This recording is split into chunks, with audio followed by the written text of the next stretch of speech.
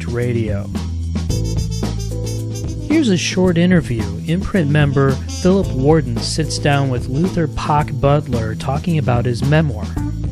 Well, thank you for joining me, Pacc. Thank you for having me. You have a book here. What's it called? It's called From God's Monster to the Devil's Angel, Life of a Chicago Gang Member. So you were a gang member? Yes, sir. Why did you feel that you had to write about this? That's a very good question. I think the main reason was my children. And what I mean by that is they never knew how I grew up. They never knew how I lived. And by me being blessed enough to escape all that hardship and live a middle class life and reflecting with my kids, I felt it was necessary to put it into media to be able to help other kids possibly. Do you do any programs that help other kids? Yes, I volunteer at the Irving Center. I travel across the country speaking juvenile detention centers.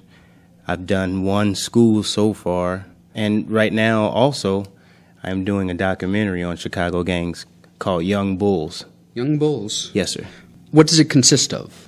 This documentary, I think, will set itself aside from other documentaries in that respect of it's not glorifying gangs. It's going to focus on the cause and effect relationship of gangs, some of the factors and variables that contribute to kids getting into gangs or having the gang mentality, whether it's deadbeat father, whether it's overstimulation of this negative media in regards to the gang mentality, and then all and focusing on the hardships that this gang life causes. I've interviewed some moms that lost their kids.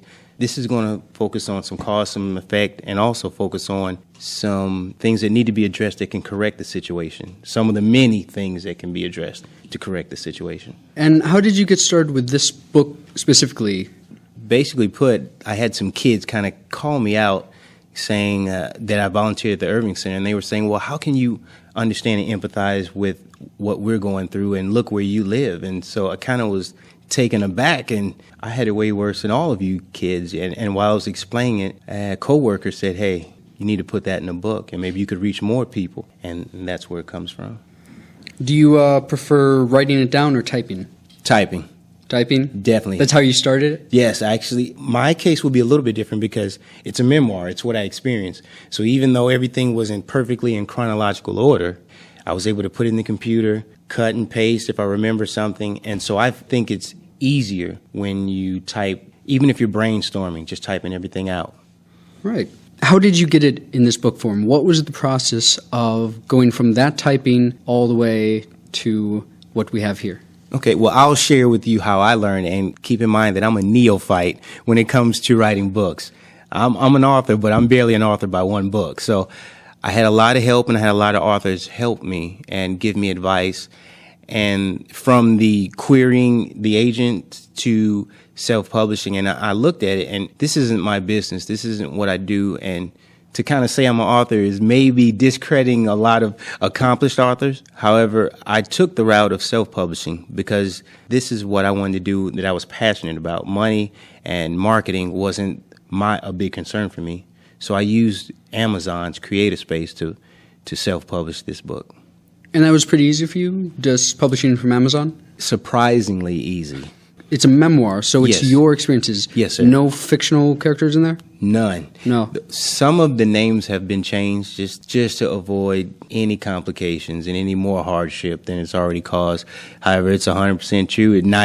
I wish it was something exaggerated in the book, because one, a kid shouldn't grow up that way. Two, what it involves basically is, my dad, very violent man, very violent, beat us bloody many a time. DCFS almost took us, and by the time I was 15, he had put me out on the streets, kicked my stepsister and myself out on the streets.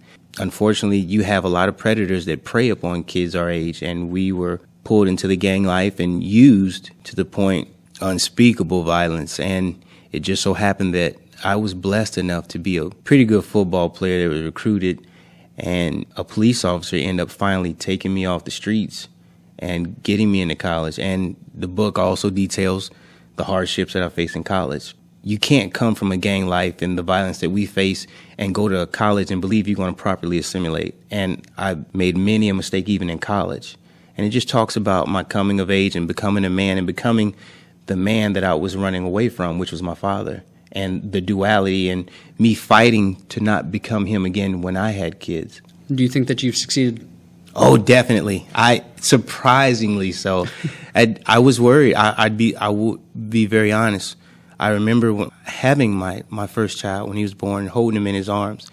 And I've been in shootouts. I mean, the book talks about it. I've seen people that lost their lives, and I stood fast.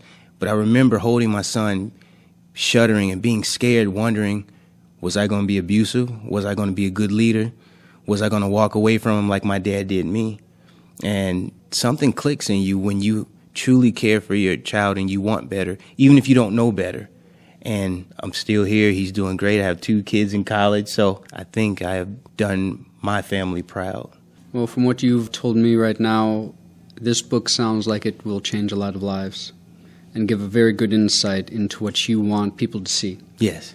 So thank you very much. And thank you for having me.